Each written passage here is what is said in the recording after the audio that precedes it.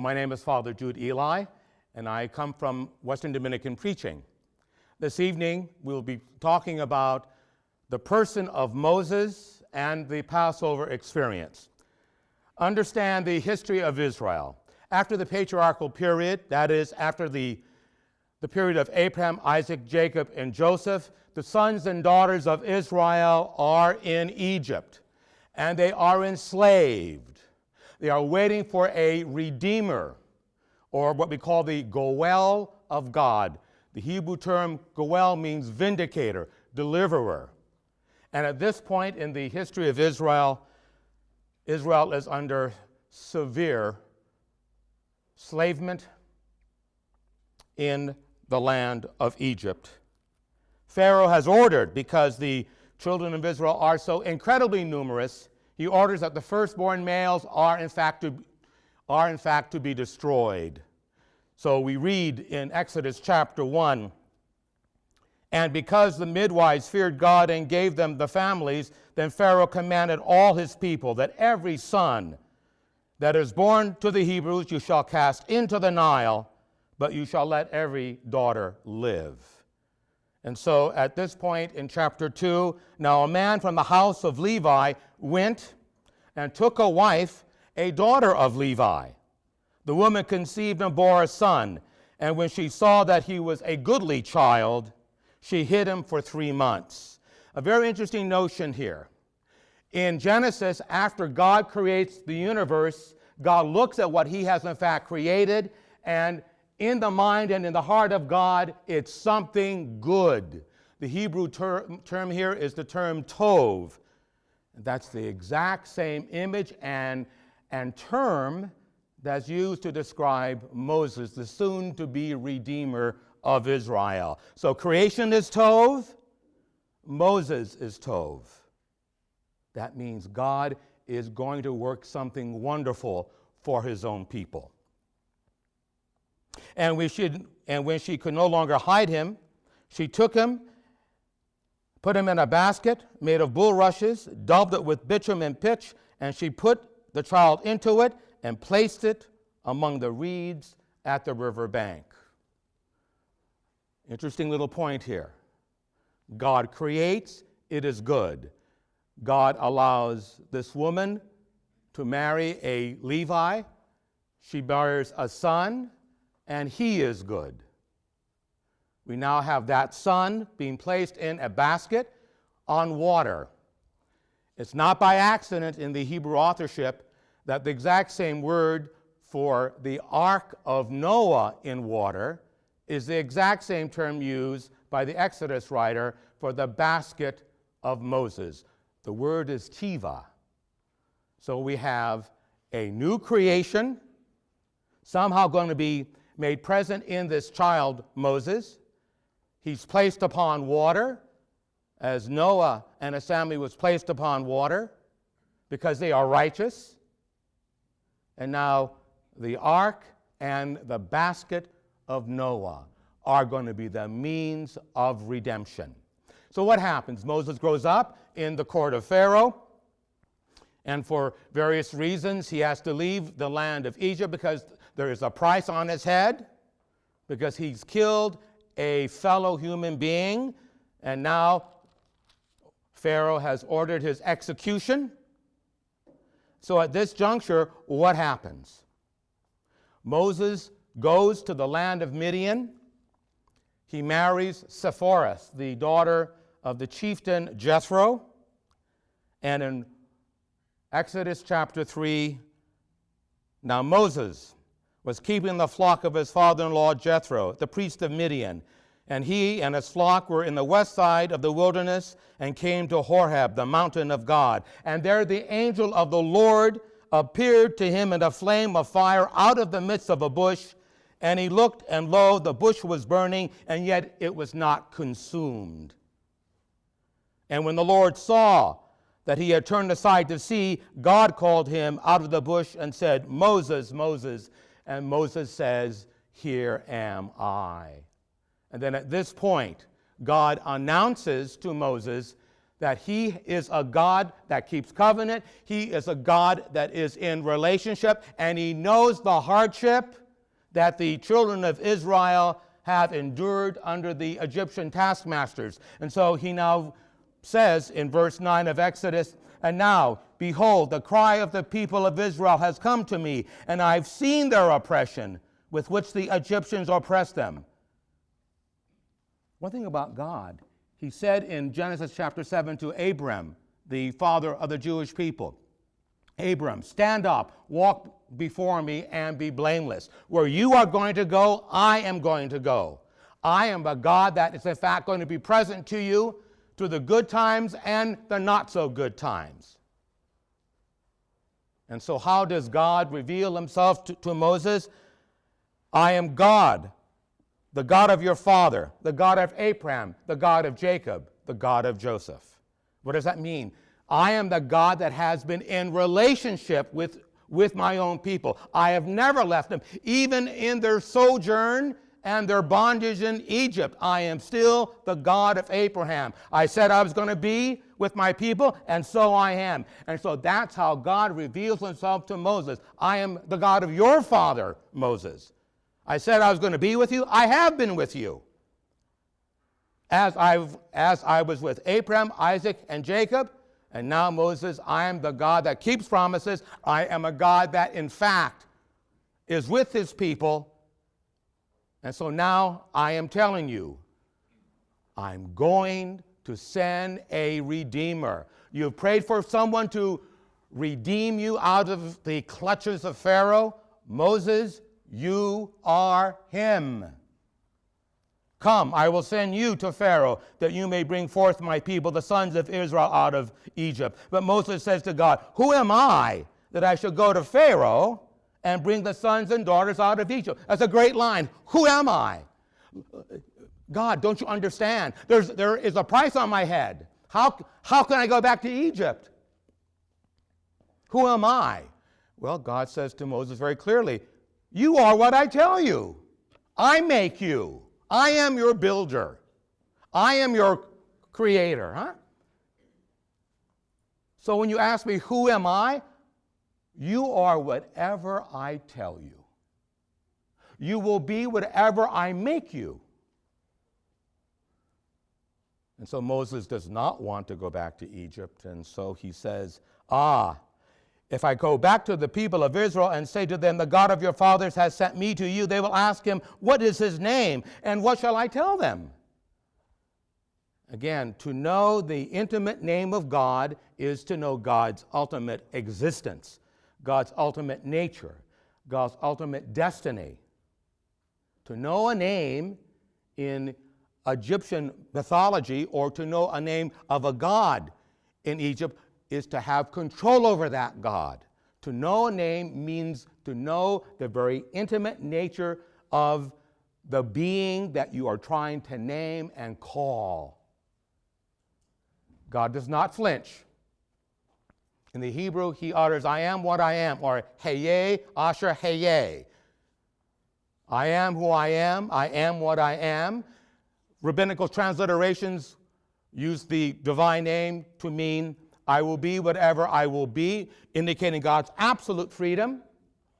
Another rabbinical transliteration is, I will be whatever tomorrow demands. Translation, whatever you go through, I am going to be there with you. You do not go through it alone. It is my very nature to be with you as you go through it. And lastly, another rabbinical translation of the divine name, Hayeh Asher Hayeh, is I who am present to you. My works reveal my very nature. Moses, at this point, knows that he has to go back to Egypt.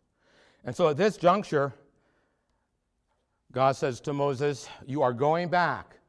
Moses says, "Then what sign will I produce so that they will truly believe that I am the one that you have sent?" And so we read in chapter 4, "Then Moses answered, 'But behold, they will not believe me or listen to my voice, for they say, the Lord did not appear to you.' The Lord said to him, 'What is it that in your hand?' And he said, a rod. And he said, cast it to the ground. So he cast it to the ground, and it became a serpent, and Moses fled from it. And that's a very important line. Moses flees from the serpent. Moses did not cause the rod to change its existence into a serpent. It is a divine activity. People have always asked, well, why is that a sign? Why did God choose a serpent to be the sign of Moses' authority?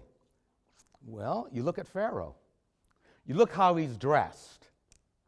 You look at the headdress or crown of Pharaoh, and in the middle of his crown, there's the image of the cobra goddess of the Nile.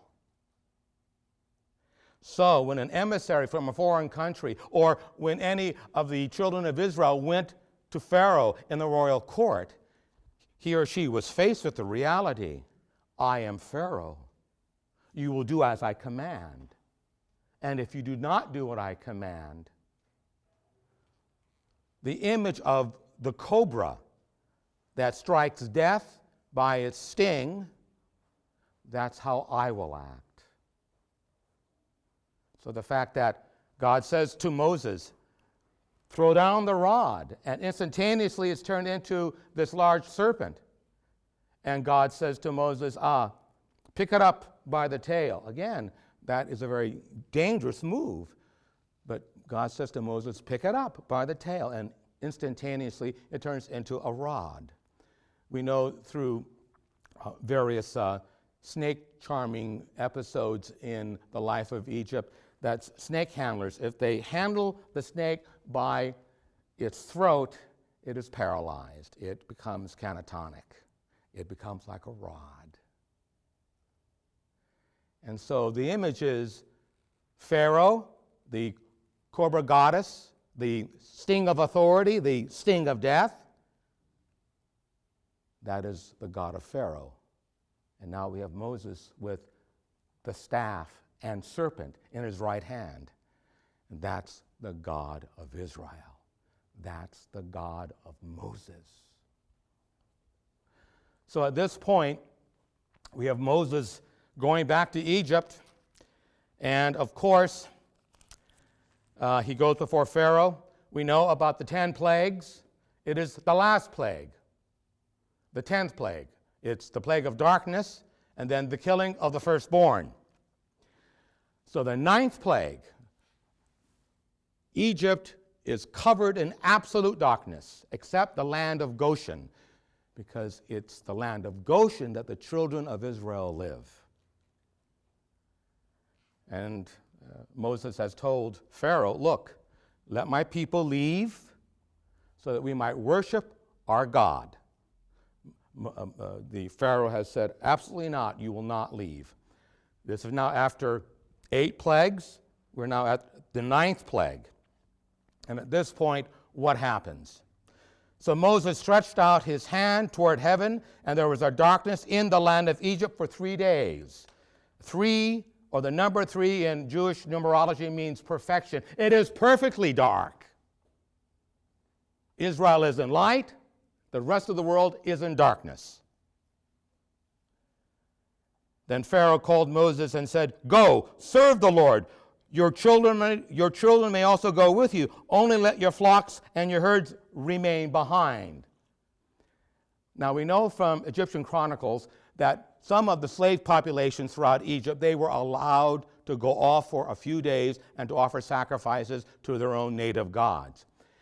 At this point, Moses is saying, let my people go. All that we want to go is take our wives, our family, our sheep, our oxen, our cattle, and go to Horeb, worship, and then we will be back.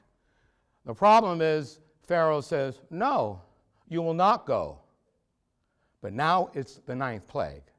He says, well, I've had enough of you.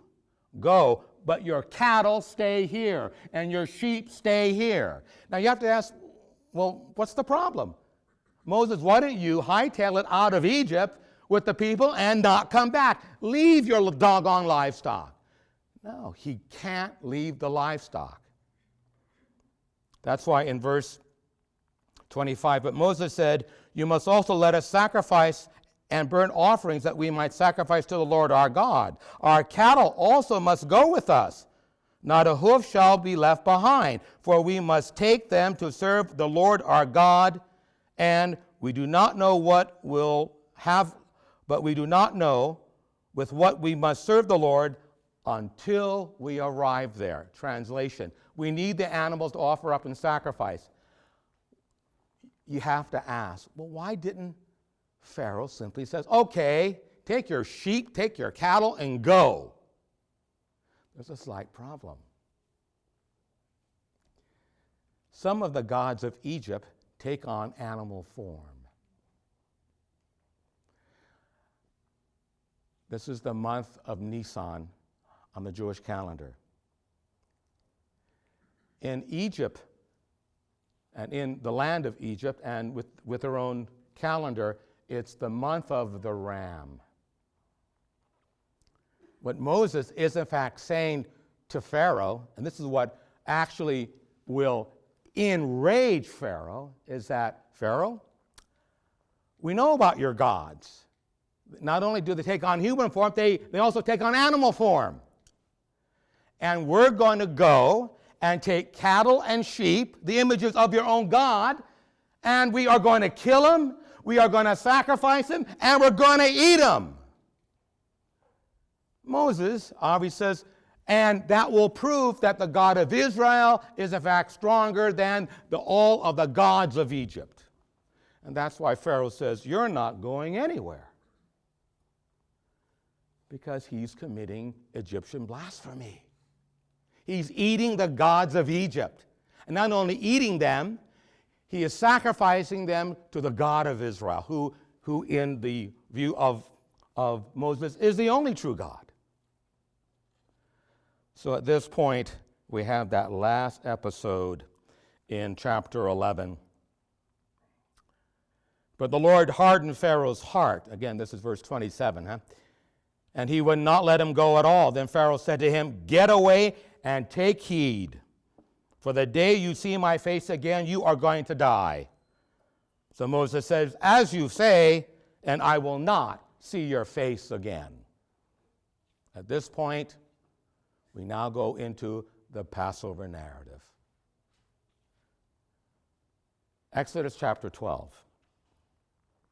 We have God telling Moses, "Moses, this is the night that I'm going to redeem and deliver the children of Israel from Egyptian bondage. Therefore, here's what you are to do. This is the month of Nisan.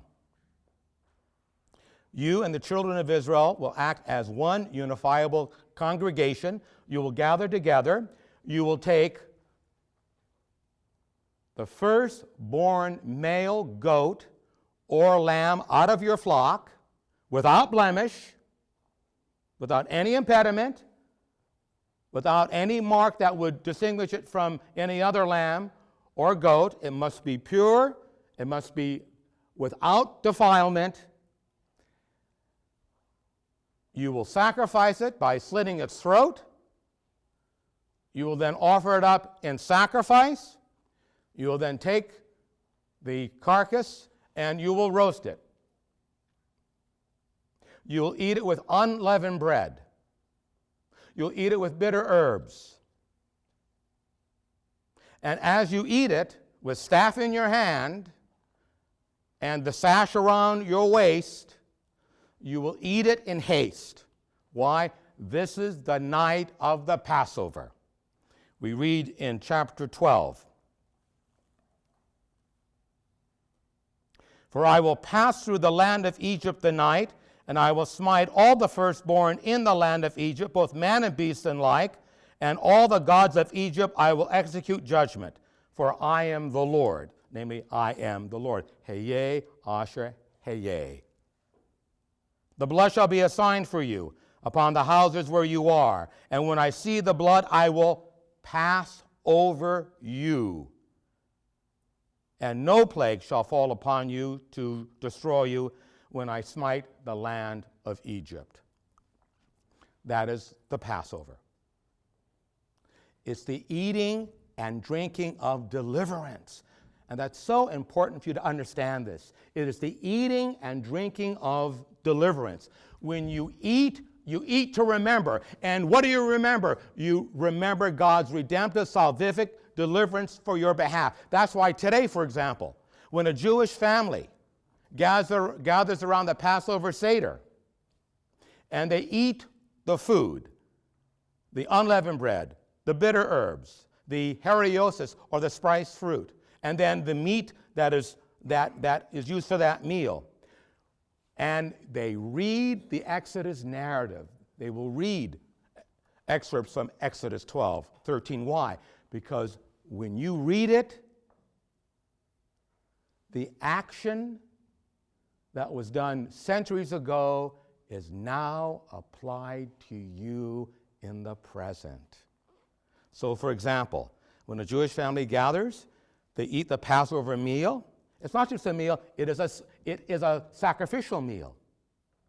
So when you eat that meal, you are co-joined, co-linked with every single Jewish family that has ever celebrated that Passover for the last 3,500 years. You are in absolute union with those people. The exact same God that redeemed your ancestors centuries ago in the land of Egypt, when you sit today in this time and in this year, the exact same God, the Goel, God who is a vindicator, deliverer, redeemer, as he redeemed your ancestors in the eating and drinking of the Passover supper, he now redeems you. He now redeems you. So you read, you eat, you remember. And in the act of eating and remembering, what happens? The effect of God's salvific deliverance is now applied to you. The God then is the God of the now. The exact same deliverance. And that's what occurs. They eat the Passover. Finally, Pharaoh allows them to leave. And what happens? On their journey out of Egypt, they pass through the Red Sea. Pharaoh comes to his senses and says, "What have I done? I've let these thousands upon thousands of slaves leave my land. I will go after them. I will, in fact, pursue them." And so that's why in chapter 14, when Pharaoh drew near, the people of Israel lifted up their eyes. Behold, the Egyptians were marching after them. And they were in great fear, and the people of Israel cried out to the Lord. And they said to Moses, and this is a great line, "Is it because there were no graves in Egypt that you have taken us away to die in this wilderness? What have you done to us? Bring us out of the land of Egypt. Is it not that what we said to you? Let us alone and let us serve the Egyptians. For it would have been better to serve the Egyptians there than to die now in this wilderness." Translation, Moses, we could have died in Egypt, for heaven's sakes. Are there enough tombs in Egypt? And again, there's that Semitic sense of humor here. Egypt is a death-obsessed culture. There are tombs everywhere, for heaven's sakes. They were mummifying everything. So when they said, "Is it because there are no graves in Egypt?" Well, there are plenty of why. There are pyramids galore. It is a death-obsessed culture. Moses, you fool, we could have died there. And now there's Pharaoh here, there's the Red Sea, we're doomed. Then Moses says the following lines: "The Egyptians whom you see today, you will never see again. Lift up your rod," and the Lord said to him, "Lift up your rod, stretch it out over the sea, and divide it, that the people of Israel may go dry ground into the sea." Israel is not a maritime culture. To go into the sea with your enemy pursuing you is to walk into an absolute nightmare. And yet that's what Moses says to the children of Israel. God is going to be with you He holds up the staff. He touches the water. The Reed Sea, again, it's not the Red Sea, folks. It's the Sea of Reeds, Yam Suf. That's the actual Hebrew translation, Yam Suf, Sea of Reeds. And what happens? The water divides. The children of Israel go through dry shod, dry feet. They pass through, and they are saved. The point here is, how does God deliver his people? Through your worst nightmare. The thing that you fear the most can in fact be used as a means by which God is in fact going to redeem you. So when the Lord says to Moses, do not fear, Moses, lift up your rod, lift up your staff, tell the people to go march through the water. March, going through water? This is our worst nightmare. But I said I was going to be you. Remember, I am what I am. I will be whatever I will be. I will be for you whatever tomorrow demands. I who am present to you, that is who I want. That is who and what I am. And therefore, Moses, tell the people to go through the sea.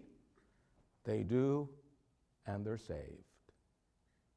That is the God of Moses. He's a God that says, I understand your personal suffering.